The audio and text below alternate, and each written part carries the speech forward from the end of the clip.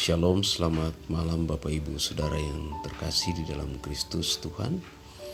Renungan malam atau rema malam hari ini terdapat di dalam kitab Mazmur 92 ayatnya yang ke-13 yang berbunyi, orang benar akan bertunas seperti pohon korma, akan tumbuh subur seperti pohon aras di Lebanon. Pertanyaannya, mengapa pemazmur memberikan gambaran tentang orang benar seperti pohon korma dan tumbuh subur seperti pohon aras di Lebanon? Bapak Ibu Saudara, mari kita lihat bersama-sama. Hal yang pertama, bagi pengembara padang pasir, melihat pohon korma tentu akan sangat menggembirakan. Mengapa?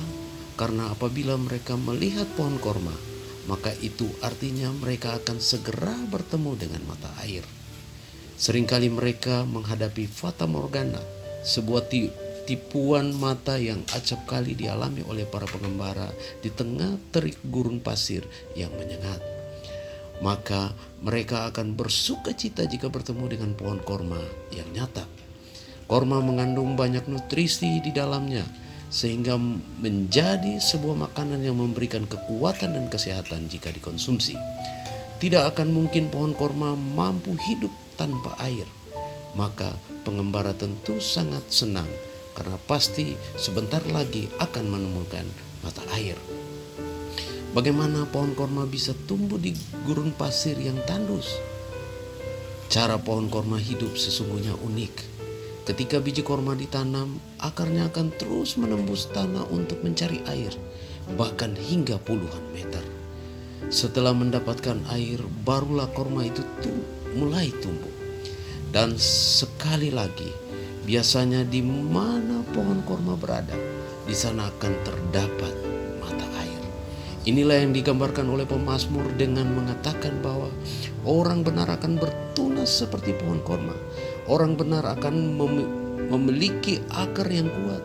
Orang benar akan mampu tegar berdiri di tengah berbagai hambatan dan akan mampu untuk terus bertumbuh dan menghasilkan buah.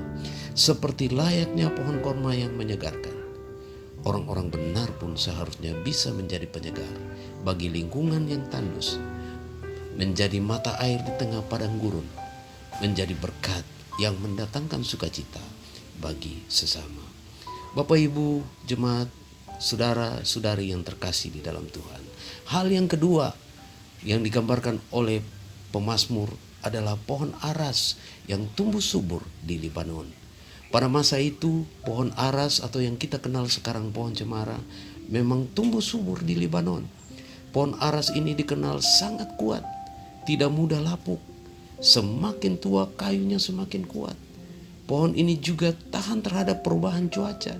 Tidak heran pada masa itu pohon aras sering dipakai untuk tiang penyangga istana, bahkan bait Allah. Dalam kitab raja-raja kita dapat atau mendapatkan gambaran mengenai pohon aras ini. Ketika Salomo membangun istana, ia banyak menggunakan pohon aras ini yang berasal dari Lebanon, di mana di dalam istananya itu tergambar di dalam Pertama Raja-Raja pasalnya yang ke-7 ayat 2 dan ayatnya yang ke-3.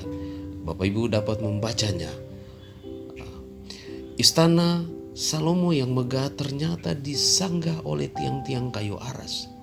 Jadi demikianlah orang benar diharapkan untuk menjadi pribadi-pribadi yang kuat, yang bisa bertindak sebagai tiang penyangga bagi kehidupan sesamanya, bagi kehidupan keluarganya, bagi kehidupan gerejanya, bagi kehidupan di mana dia berkarya demi kemuliaan nama Tuhan. Jelaslah bahwa pemazmur tidak sembarang mengambil perumpamaan.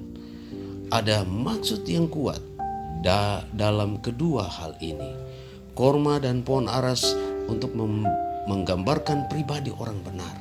Seperti itulah orang benar diharapkan untuk hidup, berakar kuat, mampu mengatasi hambatan untuk terus bertumbuh, mampu hidup di tengah kesulitan, mampu berbuah dan menjadi penyegar yang mendatangkan sukacita bagi orang-orang di sekitarnya.